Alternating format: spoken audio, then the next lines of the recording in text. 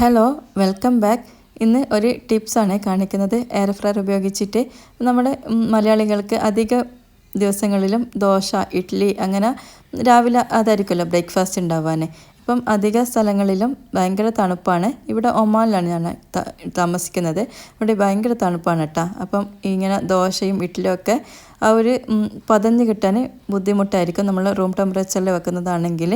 അപ്പോൾ നമുക്ക് നല്ല പെർഫെക്റ്റ് ബാറ്ററി കിട്ടാൻ വേണ്ടിയിട്ട് എയർ ഫ്രയറിൽ ഞാൻ ഇപ്പം ചെയ്തെടുക്കുന്ന ഒരു സൂത്രമാണ് കേട്ടോ കാണിക്കുന്നത്. നല്ല സോഫ്റ്റായിട്ടുള്ള ഇഡ്ഡലി ഉണ്ടാക്കാൻ പറ്റും. അതുപോലെ തന്നെ എയർ ഫ്രയർ ഉപയോഗിച്ചിട്ട് നമുക്ക് നല്ലൊരു ചട്നിയും കൂടി ഉണ്ടാക്കിയിട്ട് എടുക്കാൻ പറ്റും കേട്ടോ. ഇപ്പോൾ രാവിലെ ജോലിക്കൊക്കെ പോകുന്നവർക്ക് ഈസി ആയിട്ട് ഉണ്ടാക്കാൻ പറ്റിയിട്ടുള്ള ഒരു ബ്രേക്ക്ഫാസ്റ്റ് കോംബോ റെസിപ്പിയാണ് കാണിക്കുന്നത്. അധികം പേർക്കും അറിയുന്ന ഇഡ്ഡലി ആ ഒരു ദോശയും നമുക്ക് എയർ ഫ്രയർ ഉപയോഗിച്ചിട്ട് എങ്ങനെ ചെയ്തെടുക്കാന്നുള്ളത് കാണിക്കുന്നുണ്ട് കേട്ടോ. എയർ ഫ്രയറിലല്ല കുക്ക് ചെയ്തെടുക്കുന്നത്. ഇത് ചെയ്താൽ നമുക്ക് നല്ല പെർഫെക്റ്റ് ബാറ്ററി കിട്ടുന്നുള്ളതാണ് കാണിക്കുന്നത്. അപ്പോൾ അതിനായിട്ട് ഞാനിവിടെ 1 കപ്പ് പച്ചരി എടുത്തിട്ടുണ്ട്.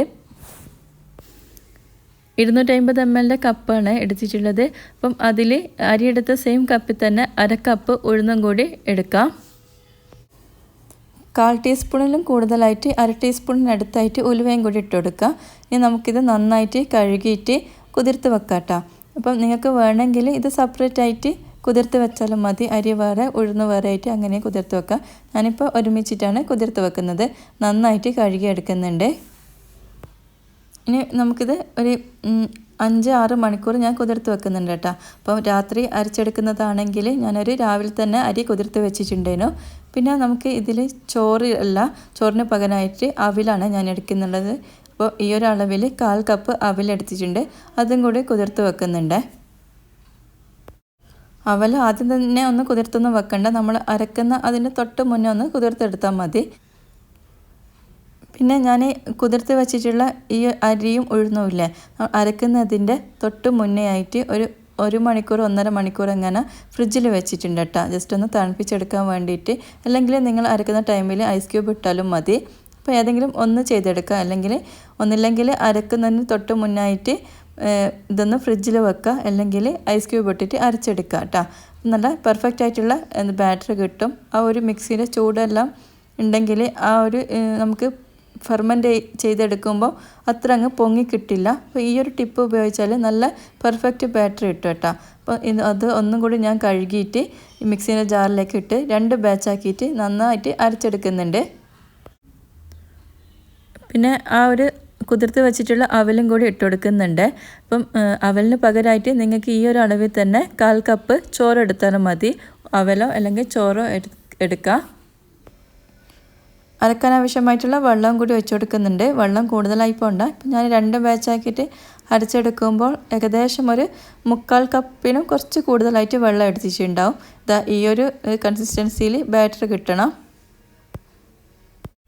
ബാറ്ററിന് ആവശ്യമായിട്ടുള്ള ഉപ്പും കൂടി ഇട്ട് കൊടുത്തിട്ട് കൈ വെച്ചിട്ട് തന്നെ നന്നായിട്ട് മിക്സ് ചെയ്തെടുക്കുക കേട്ടോ. അപ്പോൾ നമുക്കിത് നല്ല ഫെർമെൻ്റായി കിട്ടും. ഇഡ്ഡലി ബാറ്ററിന് ഈ ഒരു കൺസിസ്റ്റൻസിയിൽ വേണം കിട്ടാൻ വേണ്ടിയിട്ട്. അധികം ലൂസായി പോകണ്ട. ദോശയാണെങ്കിൽ കുറച്ചും കൂടി ഒന്ന് ലൂസാക്കിയിട്ട് എടുക്കുക. അപ്പോൾ ഞാനിപ്പോൾ ഈ ഒരു കൺസിസ്റ്റൻസിയിൽ ഇത് അടച്ചു വെക്കുന്നുണ്ട്. ഇനി നമുക്കിത് എയർ ഫ്രയറിലാണ് ഞാൻ ഇത് ഫെർമെൻറ്റ് ചെയ്യാൻ വെച്ചെടുക്കുന്നത്. അപ്പോൾ അതിന് മുമ്പായിട്ട് എയർ ഫ്രയർ ഒന്ന് പ്രീ ഹീറ്റ് ചെയ്തെടുക്കുക. ഞാനിവിടെ 160 ഡിഗ്രി സെൽഷ്യസിൽ ഒരു 4 മിനിറ്റ് അങ്ങനെ ഒന്ന് പ്രീ ഹീറ്റ് ചെയ്തെടുക്കുന്നുണ്ട്. 4 മിനിറ്റ് കഴിഞ്ഞ് എയർ ഫ്രയർ ഓഫ് ആയിട്ടുണ്ട് കേട്ടോ. ഇനി ബാസ്ക്കറ്റ് ഓപ്പൺ ചെയ്തിട്ട് നമ്മൾ ആ ഒരു ബാറ്റർ റെഡിയാക്കിയിട്ടുള്ള ബൗൾ അതിലേക്ക് വെച്ചെടുക്കാം. ബാസ്ക്കറ്റ് നിങ്ങളൊരു കാര്യം ശ്രദ്ധിക്കേണ്ടത്, അധികം ചൂടായി പോകരുത്. നമ്മുടെ കൈ കൊണ്ട് തൊടുമ്പം ആ ഒരു ചൂട് നമുക്ക് സഹിക്കാൻ പറ്റുന്ന ആ ഒരു രീതിയിലുള്ള ചൂടായിരിക്കണം കേട്ടോ. ഇപ്പോൾ പ്രീ ഹീറ്റ് ചെയ്തപ്പോൾ ബാസ്ക്കറ്റ് നല്ല രീതിയിൽ ചൂടുണ്ടെങ്കിൽ ഒന്ന് ചൂട് തണിഞ്ഞിട്ട് വേണം ഈ ഒരു പാത്രം വെച്ചെടുക്കാൻ വേണ്ടിയിട്ട്. നമ്മൾ തൊടുമ്പം നമ്മുടെ ശരീരത്തിന് ആ ചൂട് സഹിക്കാൻ പറ്റുന്ന ആ രീതിയിൽ വേണം കേട്ടോ. ഇപ്പോൾ കൈ കൊണ്ട് വെക്കുമ്പോൾ നമ്മുടെ കൈ പൊള്ളാത്ത രീതിയിലുള്ള ചൂടായിരിക്കണം. അപ്പോൾ അതൊന്ന് പ്രത്യേകം ശ്രദ്ധിക്കണം കേട്ടോ. അല്ലെങ്കിൽ ആ മാവ് ഇങ്ങനെ കട്ട പിടിച്ച പോലെല്ലാം ആയിപ്പോവും. ഒരു റെഡിയായിട്ട് കിട്ടില്ലേ. എയർ ഫ്രയർ ഇപ്പോൾ ഫുള്ളായിട്ട് ഓഫായിട്ടുണ്ട്. ഫുള്ളായിട്ട് ഓഫായതിന് ശേഷമാണ് ഞാനത് ഈ ഒരു പാത്രം വെച്ചോടിച്ചിട്ടുള്ളത്. ഇപ്പം ഞാൻ ഈ കാണിക്കുന്ന വീഡിയോയിലുള്ളത് ഈ സെയിം അളവിൽ തന്നെ അരിയും ഉഴുന്നൊക്കെ എടുത്തിട്ടുള്ള ആ ഒരു ബാറ്റർ തന്നെ ഞാൻ ഫസ്റ്റ് ഒന്ന് ട്രൈ ചെയ്ത് വെക്കുമ്പോൾ എടുത്ത വീഡിയോ ആണ് കേട്ടോ. ഓവനിലും അതുപോലെ റൈസ് കുക്കറിലെല്ലാം ഈ ഒരു ബാറ്ററി എല്ലാം നല്ല പെർഫെക്റ്റ് ആയിട്ട് കിട്ടുന്ന വീഡിയോസ് എല്ലാം കണ്ടിട്ടുണ്ട്. അപ്പോൾ എൻ്റെ കയ്യിൽ ഓവനും ഇല്ല, മറ്റേ റൈസ് കുക്കറും ഇല്ല, എയർ ഫ്രയറാണുള്ളത്. അപ്പോൾ ഞാൻ വിചാരിച്ച് ഇങ്ങനെ നമുക്കൊന്ന് പ്രീ ഹീറ്റ് ചെയ്തിട്ട് നോക്കിയാൽ ആ ഒരു ചൂട്ടിന്ന് ഈ ഒരു ടെമ്പറേച്ചറിന് നമുക്കും പെർഫെക്റ്റ് ബാറ്ററി കിട്ടുമോ എന്നുള്ള രീതിയിൽ ഞാനൊന്ന് ട്രൈ ചെയ്ത് നോക്കുമ്പോൾ എടുത്തിട്ടുള്ള വീഡിയോ ആണ് ഈ കാണിക്കുന്നത്. അപ്പോൾ അതിന് മുമ്പായിട്ടുള്ള ആ ഒരു അരി കുതിർത്തതൊന്നും ഇതിൽ ഞാൻ വീഡിയോ എടുത്തിട്ടില്ല. അപ്പോൾ വീഡിയോ എടുക്കാൻ വേണ്ടിയിട്ട് ചെയ്തതാണ് മുമ്പ് കാണിച്ചത്. ഞാൻ ഈ ഒരു ഗ്ലാസ് ബൗളിൽ ആക്കിയിട്ടുള്ള ബാറ്ററി ഇല്ലേ, അത് ഞാൻ ഓവർനൈറ്റ് ഇങ്ങനെ എയർ ഫ്രയറിൽ വെച്ചുകൊടുത്തിട്ടുള്ളതാണ്. രാവിലെ ഞാൻ ഇതാ ഓപ്പൺ ചെയ്ത് നോക്കുമ്പോൾ ഇതാ പെർഫെക്റ്റ് ബാറ്ററി ഇട്ടിട്ടുണ്ട് കേട്ടോ. അതാ നിങ്ങൾക്ക് കാണുമ്പോൾ തന്നെ മനസ്സിലായിട്ടുണ്ടാവും, നല്ല സോപ്പ് നിറ പോലത്തെ ബാറ്ററി തന്നെ കിട്ടിയിട്ടുണ്ട്. അപ്പോൾ ഇത് ഞാൻ ഫുള്ളായിട്ടും പ്രീ ഹീറ്റ് ചെയ്തതിന് ശേഷം ഫുള്ളായിട്ടും രാവിലെ വരെ എയർ ഫ്രയർ തന്നെ ഉള്ളിൽ വെച്ചുകൊടുത്തിട്ടുള്ളതാണ്. അപ്പോൾ രാവിലെയാണ് പുറത്തെടുത്തിട്ടുള്ളത്. അപ്പോൾ ഇതാ നല്ല പെർഫെക്റ്റ് ബാറ്ററി കിട്ടും. നിങ്ങൾ എന്തായാലും ഈ ഒരു രീതി ഒന്ന് ട്രൈ ചെയ്ത് നോക്കാം. പിന്നെ അധികം പ്രീ ഹീറ്റ് ചെയ്തിട്ട് ബാസ്ക്കറ്റ് അധികം ചൂടാകാൻ പാടില്ല. ഇതാ നമ്മുടെ ആ ഒരു സ്റ്റീലിൻ്റെ പാത്രത്തിൽ ഒഴിച്ചിട്ടുള്ള ബാറ്ററാണ് ഇത് കാണിക്കുന്നത്. അത് നന്നായിട്ട് പതഞ്ഞ് പൊങ്ങിയിട്ടുണ്ട്. ഈ ഒരു വീഡിയോയിൽ നിങ്ങൾക്ക് എത്രമാത്രം കാണാൻ പറ്റുന്നുണ്ടോയെന്നൊന്നും അറിയില്ല. നല്ല പെർഫെക്റ്റ് ബാറ്റർ തന്നെ കിട്ടിയിട്ടുണ്ട് കേട്ടോ. ഇതാ നമുക്കിങ്ങനെ മിക്സ് ചെയ്തെടുക്കുമ്പോഴെല്ലാം ആ ഒരു ഫെർമെൻറ്റ് ചെയ്തത് മനസ്സിലാവും. അപ്പം നല്ല ഒരു ടിപ്പാണ് കേട്ടോ. അപ്പം നിങ്ങൾ എന്തായാലും ഈ ഒരു രീതി ട്രൈ ചെയ്ത് നോക്കുക. ഇത് ഈ തണുപ്പ് കാലത്ത് നമുക്ക് നല്ലൊരു ഹെൽപ്ഫുള്ളായിരിക്കും. ഇതാ ഞാൻ ഇഡ്ഡലി ഉണ്ടാക്കുന്നുണ്ട്. ഇഡ്ഡലി തട്ടിലേക്ക് കുറച്ച് ഓയിലൊന്ന് ബ്രഷ് ചെയ്ത് കൊടുക്കുന്നുണ്ട്. ഇഡ്ഡലി മാവ് കുറച്ചായിട്ട് ഒഴിച്ചു കൊടുക്കുന്നുണ്ട് കേട്ടോ. എൻ്റെ ഈ ചാനൽ ഫസ്റ്റ് കാണുന്നവരുണ്ടെങ്കിൽ ഞാൻ ഒരുപാട് റെസിപ്പീസ് എയർ ഫ്രയറിൽ ഉണ്ടാക്കാൻ പറ്റുന്നത് അപ്ലോഡ് ചെയ്തിട്ടുണ്ട്. ഒന്ന് കണ്ട് സപ്പോർട്ട് ചെയ്യണേ. അതുപോലെ കൂടുതൽ വീഡിയോസ് കാണാനായിട്ട് ചാനൽ സബ്സ്ക്രൈബ് ചെയ്യുക. പിന്നെ വീഡിയോ ഇഷ്ടമായിട്ടുണ്ടെങ്കിൽ ഒന്ന് മറ്റുള്ളവരിലേക്ക് ഷെയർ ചെയ്തും കൊടുക്കണേ. അപ്പോൾ ഇതാ എല്ലാ ഇതിലും ഞാൻ ഇഡ്ഡലി മാവ് ഒഴിച്ചു കൊടുത്തിട്ടുണ്ട്. ഇനി നമുക്ക് ഇത് ആവി കയറ്റിയെടുക്കാം. ഇഡ്ഡലി പാത്രത്തിൽ വെള്ളം വെച്ചിട്ടുണ്ട്. വെള്ളം തിളച്ചതിന് ശേഷം ഇതാ നമ്മുടെ ഇഡ്ഡലി തട്ട് വെച്ച് കൊടുത്തിട്ടുണ്ട് കേട്ടോ. ഇനി നന്നായിട്ട് അഴച്ചിട്ട് ഒരു 10-15 മിനിറ്റ് നമുക്കിതൊന്ന് വേവിച്ചിട്ടെടുക്കാം. അപ്പോഴേക്കും നമുക്കൊരു ചട്നി റെഡിയാക്കിയിട്ടെടുക്കാം. അപ്പോൾ അതിനായിട്ട് ആവശ്യമായിട്ടുള്ള സവാളയും തക്കാളിയും പച്ചമുളകും പിന്നെ വെളുത്തുള്ളിയില്ല ഞാൻ എയർ ഫ്രയറിൻ്റെ ബാസ്ക്കറ്റിലേക്ക് ഇങ്ങനെ ചെറുതായി കട്ട് ചെയ്തിട്ട് ഇട്ട് കൊടുക്കുന്നുണ്ട്. തക്കാളി ചട്നി ഉണ്ടാക്കുമ്പോൾ നമ്മൾ ഇതൊക്കെ സ്റ്റൗവിൽ വഴറ്റിയെടുക്കൂലേ, അപ്പോൾ അതിന് പകരമായിട്ടാണ് കേട്ടോ എയർ ഫ്രയറിൽ ചെയ്തെടുക്കുന്നത്. എയർ ഫ്രയറിൻ്റെ ബാസ്ക്കറ്റ് ക്ലോസ് ചെയ്തിട്ട് ടൈമും ടെമ്പറേച്ചറും സെറ്റ് ചെയ്ത് കൊടുക്കാം. ഞാനിവിടെ മാനുവലിൽ 190 ഡിഗ്രി സെൽഷ്യസിൽ 9 മിനിറ്റാണ് സെറ്റ് ചെയ്ത് കൊടുക്കുന്നത്. പിന്നെ ബാക്കിയുള്ള ഇഡ്ഡലി ബാറ്റർ ഒന്ന് ലൂസാക്കിയിട്ട് ദോശയും ചുട്ടെടുക്കുന്നുണ്ട്. എന്താ ദോശ നല്ല ഹോൾസൊക്കെ വന്നിട്ട് നിങ്ങൾക്ക് കണ്ടാൽ തന്നെ മനസ്സിലാകുന്നുണ്ടാവും എത്ര നല്ല പെർഫെക്റ്റ് ആണെന്നുള്ളത്. ഒന്ന് മറിച്ചിട്ട് കൊടുക്കുന്നുണ്ട് കേട്ടോ. അപ്പോൾ ഞാനിവിടെ കുറച്ച് കട്ടിയിൽ ഒഴിച്ചിട്ടുള്ള ദോശയാണ് ഉണ്ടാക്കുന്നത്. അപ്പോൾ നമ്മുടെ എയർ ഫ്രയറിൽ 5 മിനിറ്റ് കഴിഞ്ഞ് ഞാൻ ഒന്ന് പോസ് ചെയ്ത് വെച്ചിട്ട് ബാസ്ക്കറ്റ് ഓപ്പൺ ചെയ്യുന്നുണ്ട്. ഈ ഒരു ടൈമിൽ ഞാൻ ആ സവാളയും പച്ചമുളകും പിന്നെ വെളുത്തുള്ളിയൊക്കെ പുറത്തെടുത്തിട്ടുണ്ട്. നമ്മുടെ തക്കാളി ഒന്നും കൂടി ഒന്ന് സോഫ്റ്റ് ആകാനുണ്ട്. അപ്പോൾ ആ ഒരു 4 മിനിറ്റിൽ അതും കൂടി ഒന്ന് റെഡിയാക്കി എടുക്കാം. അപ്പോഴൊക്കെ നമ്മൾ ഇഡ്ഡലിയും റെഡി ആയിട്ടുണ്ട്.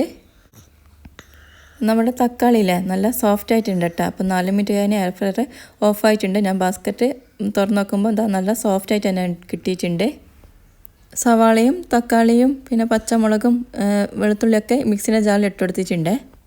കുറച്ച് വെള്ളം ഒഴിച്ചിട്ട് ഇത് നമുക്ക് നന്നായിട്ടൊന്ന് അരച്ചെടുത്തിട്ട് വരാം. ചമ്മന്തി ഒന്ന് തളിച്ചെടുക്കാൻ വേണ്ടിയിട്ട് വെളിച്ചെണ്ണ ഒഴിച്ച് കൊടുത്തിട്ടുണ്ട്. വെളിച്ചെണ്ണ ചൂടായി കഴിഞ്ഞാൽ 1 ടീസ്പൂൺ കടുകും കൂടി ഇട്ട് പൊട്ടിച്ചെടുക്കാം. ഒരു വറ്റൽമുളകും ഇട്ട് കൊടുക്കുന്നുണ്ട്. കറിവേപ്പില ഉണ്ടെങ്കിൽ അതും കൂടി ഇട്ട് കൊടുക്കാം കേട്ടോ. ഇനി അരച്ച് വെച്ചിട്ടുള്ള നമ്മുടെ ആ ഒരു തക്കാളിയും സവാളയൊക്കെ ഇല്ല, ആ ഒരു മിക്സ് അതിലേക്ക് ഒഴിച്ചു കൊടുക്കാം. പിന്നെ ഒരു മിക്സി കഴുകിയിട്ട് കുറച്ച് വെള്ളം കൂടി ഒഴിച്ചു കൊടുക്കുന്നുണ്ട്. ഇതിപ്പം കുറച്ചൊരു ലൂസായിട്ടാണ് ഉണ്ടാവാൻ. ആവശ്യത്തിനുള്ള ഉപ്പും കൂടി ഇട്ട് കൊടുക്കാം. പിന്നെ 1/4 ടീസ്പൂണ് കാശ്മീരി മുളക് പൊടി ഇട്ട് കൊടുക്കുന്നുണ്ട്, ഒരു കളറ് കിട്ടാൻ വേണ്ടിയിട്ട്. പിന്നെ എരിവ് നോക്കിയിട്ട് എരിവുള്ള മുളക് പൊടി വേണമെങ്കിൽ അങ്ങനെ ഇട്ട് കൊടുക്കുക കേട്ടോ. എല്ലാം കൂടിയിട്ട് നന്നായിട്ടൊന്ന് മിക്സ് ചെയ്തെടുത്തിട്ട് ഒന്ന് തിളപ്പിച്ചിട്ടെടുക്കണം. അപ്പോൾ നമുക്കിതിൽ ഒരു സീക്രട്ട് ഇൻഗ്രീഡിയൻറ്റും കൂടി ചേർത്ത് കൊടുക്കുന്നുണ്ട് കേട്ടോ.